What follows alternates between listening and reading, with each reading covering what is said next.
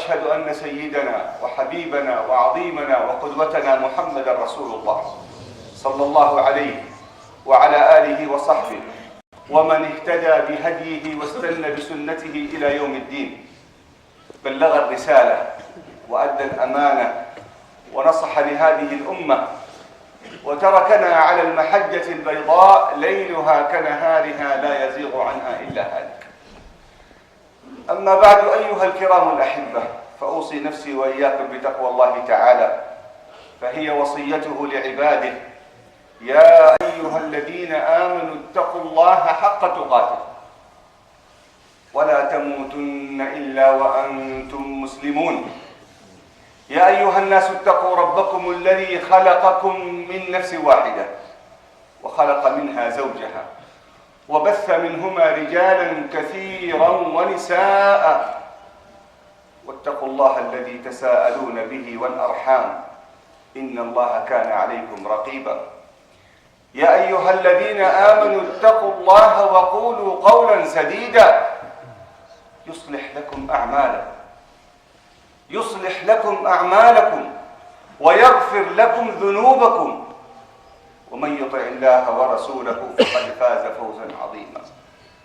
ثم أما بعد أحبتي في الله، إن النبي صلى الله عليه وآله وسلم قام يوما في أصحابه في آخر حياته فوعظهم موعظة بليغة ذرفت منها العيون ووجلت منها القلوب، فقالوا: يا رسول الله، لعلها موعظة مودع فعظنا. فأخبر صلى الله عليه وآله وسلم عما نعيشه اليوم، قال: من يعش منكم بعدي فسيرى اختلافا كثيرا. من يعش منكم بعدي فسيرى اختلافا كثيرا. ما هي الوصية يا حبيب الله يا رسول الله صلوات الله وسلامه عليه؟ قال: عليكم بسنتي وسنة الخلفاء الراشدين من بعدي، عضوا عليها بالنواجذ. وإياكم ومحدثات الأمور فإن كل محدثة بدعة، إلى آخر الحديث المحفوظ المشهور عند عامة المسلمين وخاصتهم. الذي نستفيده أيها الأحبة وكلام النبي صلى الله عليه وآله وسلم الذي لا ينطق عن الهوى، يتجدد كل يوم ويفيد معنى جديدا ويوحي لهذه الأمة كيف أن نجاتها وخلاصها بالتمسك بكتاب الله وسنة رسوله. إن الذين أحدثوا دينا بعده وطرقا بعده وسموا أنفسهم بأسماء ما أنزل الله بها من سلطان،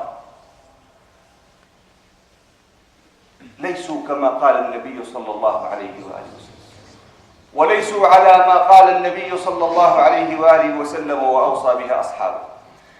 الذي لم يكن على عهد رسول الله دينا لا يكون اليوم دين.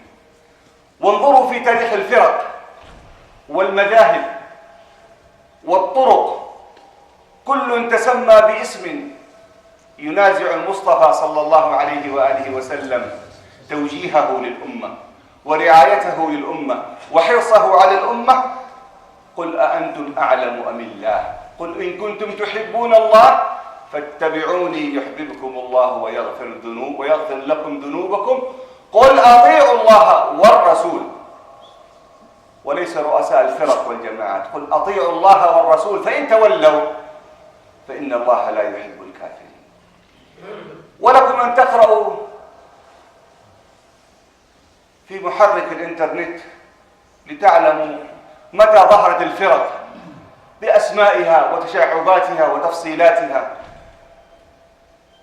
فكلها محدثة بعد القرن الثالث والقرن الرابع في عام 300 هجرية و400 هجرية وما شابه، وكل ذلك بعد المصطفى صلى الله عليه وآله وسلم.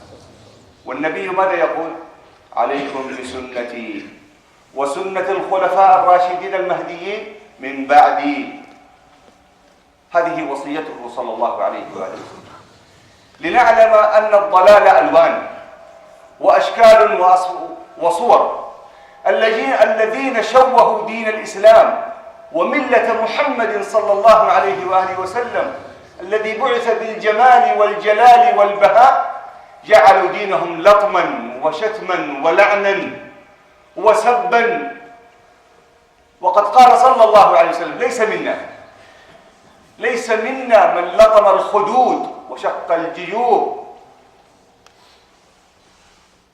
إن المؤمن ليس بالطعان ولا باللعان ولا بالفاحش البذيء. أصبح دينهم لعنا، ولعن من؟ لعن أصحاب المصطفى صلى الله عليه وآله وسلم. أصبح الدين طعنا في صحابة المصطفى صلى الله عليه وسلم، وقد رضي الله عنهم وأرضاهم، وهذا واضح عند أدنى من له عقل، إلا من فقد عقله وقيمته. جاء الدين بالرحمة للأمة جمعاء.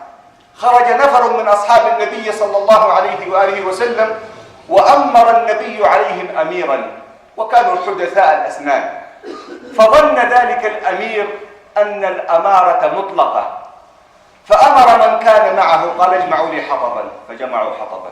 قال: أوقدوا عليه النار، فأوقدوا عليه النار. قال: ادخلوا فيها، أولست بأميركم؟ قالوا: والله ما آمنا بمحمد إلا لينقذنا من النار، وأنت تأمرنا باقتحام النار؟ هذا محال. فامتنعوا. فلما عادوا للمصطفى صلى الله عليه وسلم فقال لهم: والله لو دخلوها ما خرجوا منها، إنما الطاعة في المعروف.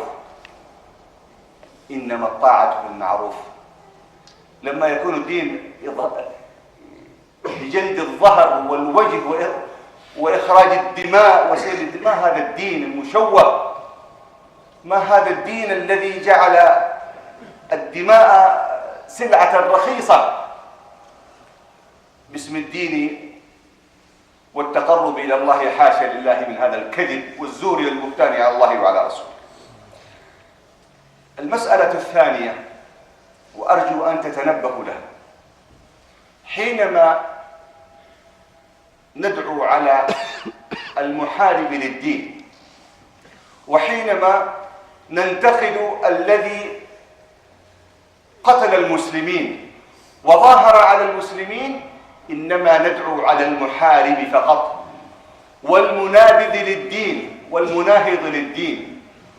وأما من ليس له شأن وليس له علاقة بحربك ولا بمناقشتك ولا بذمك ولا بحبك، فهذا أمرنا بالإحسان إليه. والدليل قول الله تبارك وتعالى في سورة الممتحنة: لا ينهاكم الله عن الذين لم يقاتلوكم في الدين ولم يخرجوكم من دياركم أن تبروهم وتقسطوا إليهم إن الله يحب المقسطين. إنما ينهاكم الله عن الذين قاتلوكم في الدين وأخرجوكم من دياركم وظاهروا على إخراجكم أن تولوهم ومن يتولهم فأولئك هم الظالمون. حتى لا يخرج منافق مدسوس ويقول أن المسلمين يدعو على الكفار. نحن ندعو على المحارب للمسلمين الذي أخرج المسلمين من ديارهم وظاهر على إخراجهم وأتى بأعداء الملة وأعداء الدين ليقتلوهم بالمتفجرات ويقتلوهم بالأسلحة الكيماوية حتى لا يرحموا طفلا ولا صغيرا ولا كبيرا، بل قتلوا الناس في بيوت الله، وكلهم من أهل الملة من أهل السنة. يجب أن ندرك ذلك، أن هؤلاء الذين ادعوا الإسلام وقالوا بالإسلام وجعلوه لطميات ومناحات هم الذين ظاهروا على قتل المسلمين وعلى تشتيت المسلمين في العراق وفي الشام وفي اليمن وفي أصقاع الله عز وجل باسم الدين. أي دين هذا وأي ملة هذه؟ المسلم أخو المسلم، لا يظلمه لا يخذله لا يسلمه، بحسب امرئ من الشر أن يخذل أخاه المسلم، أن يسلم أخاه المسلم، أن يطعن أخاه المسلم. بحسب امرئ من الشر أن يحقر المسلم أخاه. سباب المسلم فسوق وقتاله كفر. كيف بمن استعان بميليشيات مرتزقة لذبح الأطفال واغتصاب النساء وتشريد الشيوخ وتدمير المنازل والمساجد فوق رؤوسهم، لا لشيء إلا لأنهم يتسمون بعمر وأبي بكر ويسمون بناتهم عائشة وخديجة وزينب رضي الله عنهم أجمعين. الوقفة الأخيرة أيها الأحبة، أننا في حال الفتن على المسلمين جميعا الذين يقولون أنهم مسلمون، والمسلم من سلم الناس من لسانه ويده، أن لا يعين على المسلمين بسوء، وأن لا يعين عليهم بكلمة، وأن يعتصم الجميع بكتاب الله وسنة رسوله صلى الله عليه وآله وسلم، وأن ينتبهوا من هذه الفرق، وأن ينتبهوا من المعلومات المدسوسة المغلوطة. فهناك أكثر من 10,000 حساب مدسوسة في الإنترنت تبث الفتنة والفرقة بين المسلمين. فلينظر الإنسان عمن يأخذ دينه ولينتبه لقول المصطفى صلى الله عليه وآله وسلم حينما تكلم عن افتراق الأمم، قال: وستفترق هذه الأمة على 73 فرقة كلها في النار إلا من كان على ما كان عليه النبي صلى الله عليه وآله وسلم وأصحابه. فالذي يرجو النجاة لنفسه في الآخرة عليه أن يعتصم بالكتاب والسنة، وأن يبتعد عن العصبية والقومية والجهالة التي ذمها المصطفى صلى الله عليه وآله وسلم، قال: دعوها فإنها منتنة.